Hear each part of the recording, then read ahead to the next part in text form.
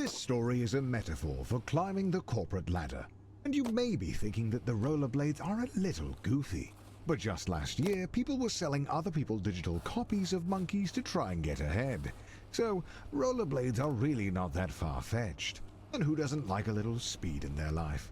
So, rollerblades it is. But just remember that everyone struggles to get job interviews, so try not to get too discouraged. Good luck!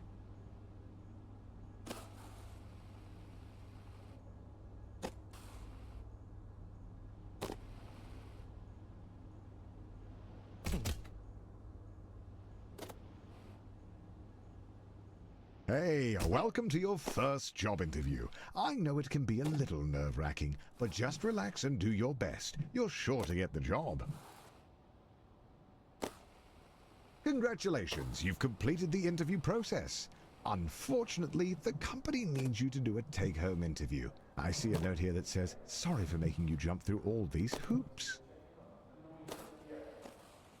Oh, yeah. So the company just needs one more interview. The note here says, "Last one, we promise." And to ignore the hoops on fire. That's just a technical bug in their hiring system. There it is, the offer letter. You grab the letter and read it out loud. We regret to inform you that the role has been filled.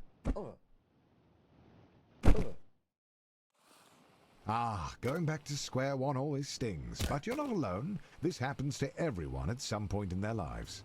Luckily, your mom says that your Uncle Gerald has a friend who can hook you up with a job at their warehouse. I know it's your birthday, but the company saves money when the new hires do their training on Saturday nights. So it's time to get to work. Congratulations on completing your training. Go home, get some rest. Tomorrow is your first real day at work.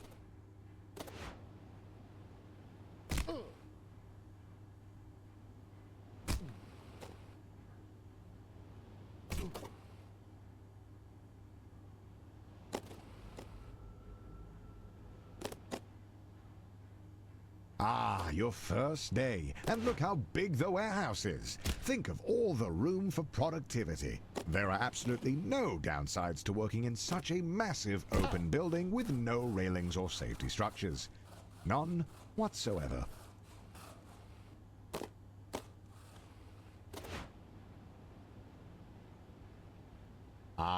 So rumor has it that corporate spent all of their money on fighting Ted's injury lawsuit. So they've thrown you a pizza party instead, which, according to your boss, is arguably better. But don't worry, a manager's position has opened up, and that comes with a pay raise.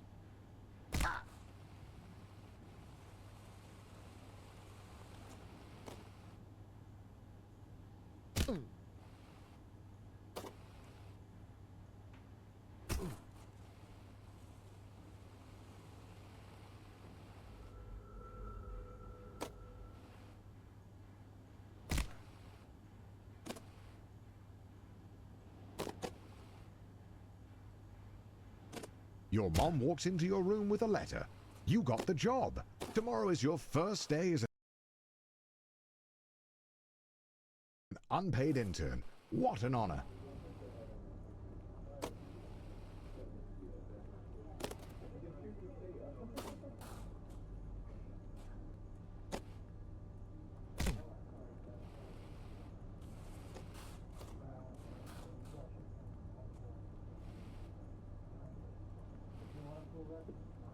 Some would be discouraged knowing they only got the job because their obsession with rollerblades makes them the ideal candidate for grabbing coffee.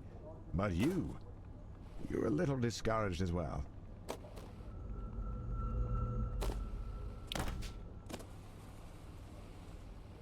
Congratulations, you've finished training. Now the real work begins.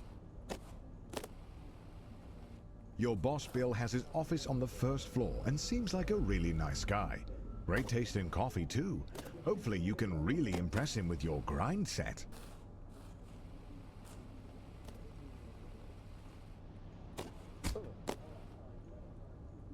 At the all-hands meeting, your boss Bill announces that you've been chosen for the in-house interview, which, according to him, is just a bunch of softball questions since it's really more of a formality than anything.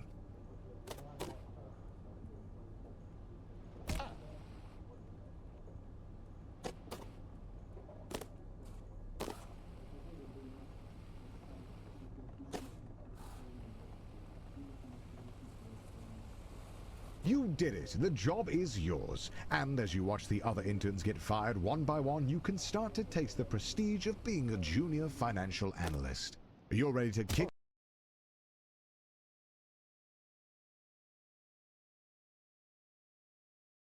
gas and make money, and you're all out of money. Unfortunately, being a junior financial analyst means you're just another cog in the corporate machine. No one is going to notice you if you don't make yourself stand out. Being a cog means doing a lot of the same thing over and over again. But the company wine mixer is coming up, and if you can make a good impression, it'll go a long way. Oh, the company wine mixer, a chance to meet middle management, impress them with your firmest handshake, and laugh together at the financially illiterate.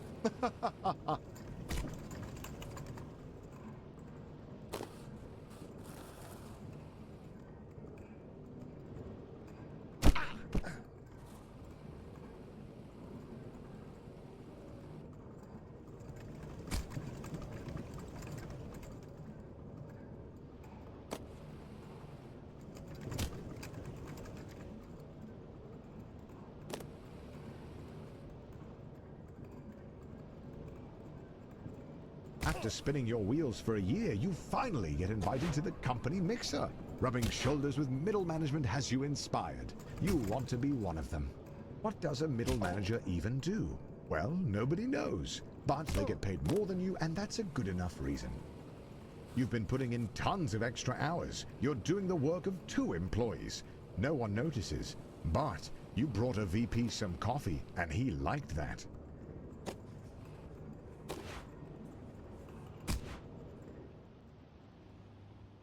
You land a dinner with one of the executives. He likes you. Not because you do good work, but because he's also bald. Middle management feels a little closer. You land the perfect handshake in the hallway. It echoes across the floor. It's the talk of the office for a week. This is the kind of thing that gets you promoted.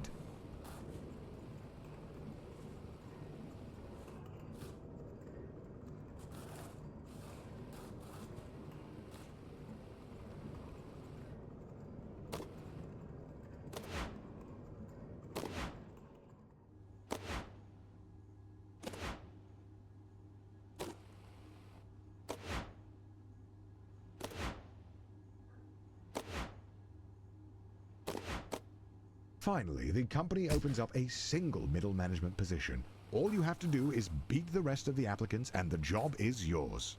The bumpers are a metaphor for the other applicants.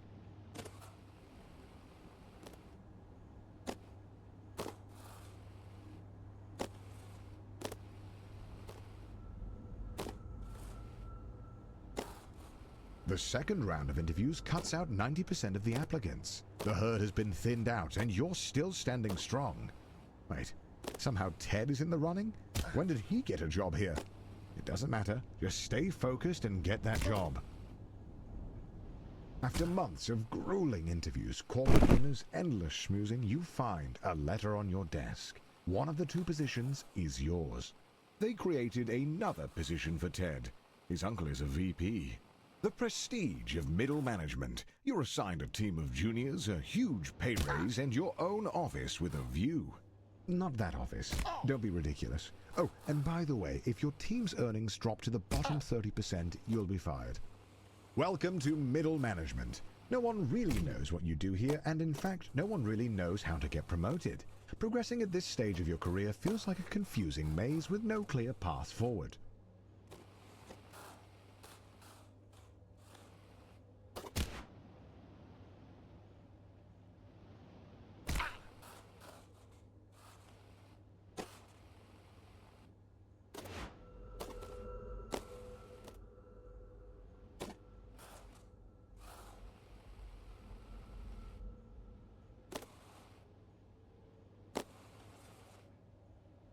He calls you with a job offer, but you have to decide right now. Ah!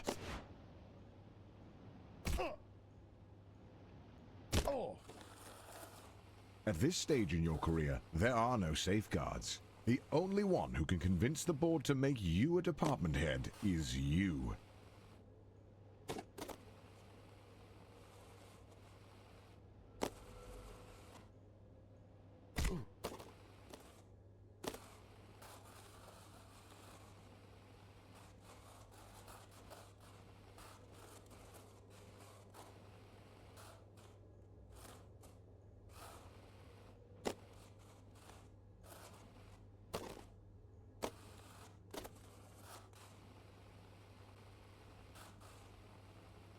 You hear about the Doinkler portfolio. 2 VPs have used their insider trading knowledge to invest a ton of money into it, but it hasn't taken off. You could take it on, but 3 other managers have been fired trying to make it work.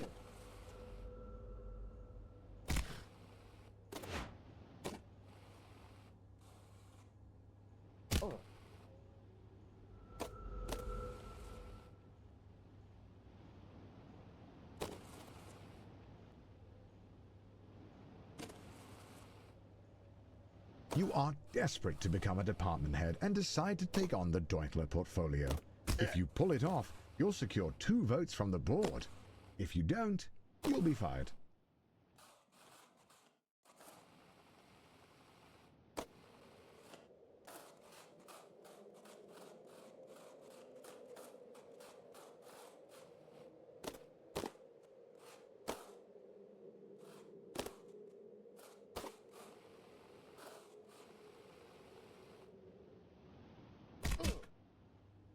You did it! You pulled off the Doinkler portfolio, you crazy son of a gun. Unfortunately, the vote is tomorrow, and you're 1 vote short. Looks like it's better luck next time. You're still convinced that being a full-time YouTuber is for absolute degenerates, but he was such a class act that it was enough to sway the vote. You are the new department head. Welcome to upper management. You're making more money than you could ever have dreamed of. You drive a fancy car, fancy blades, fancy suit, but if you thought that you would be working less, you'd be wrong. If you aren't constantly pushing ahead, you're likely to fall.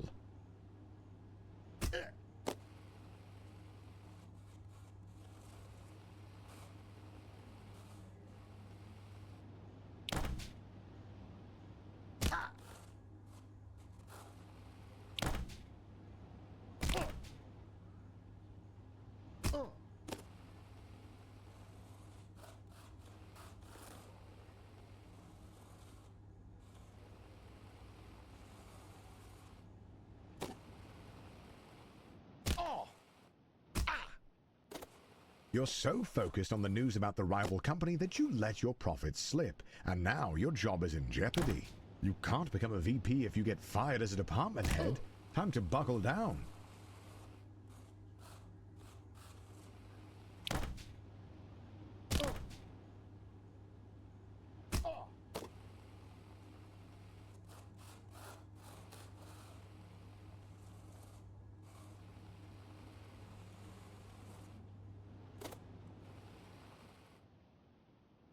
The FBI sweep the whole leadership team into prison, just as you thought. They need a new VP. And as the first candidate to apply without a criminal record, you're instantly chosen. They don't even look at your resume.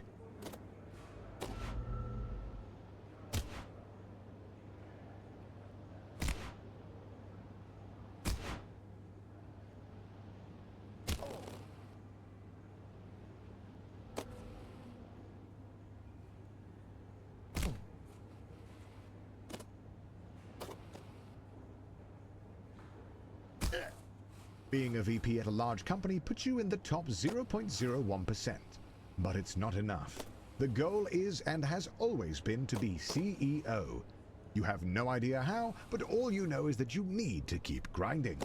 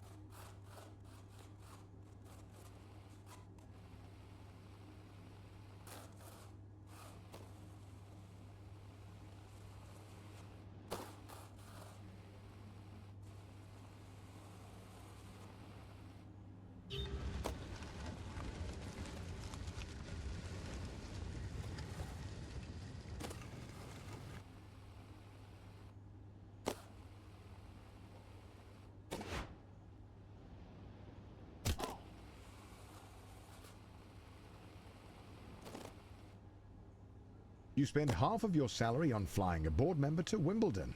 They don't even like tennis, but they like being schmoozed. And you like how that helps your chances at being CEO.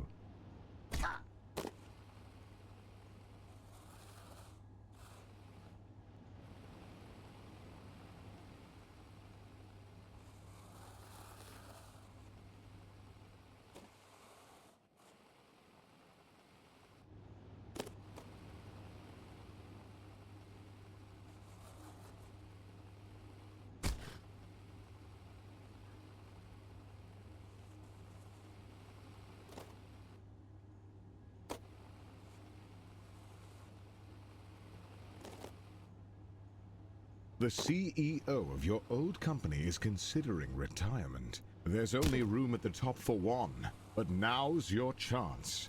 You got this.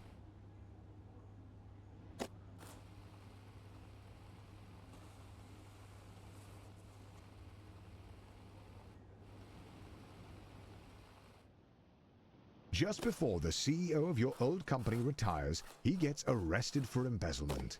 But you've been schmoozing the board of directors for years, taking on hard portfolios, buying dinners at the country club, and turning a blind eye to embezzlement. You're ready to take the leap.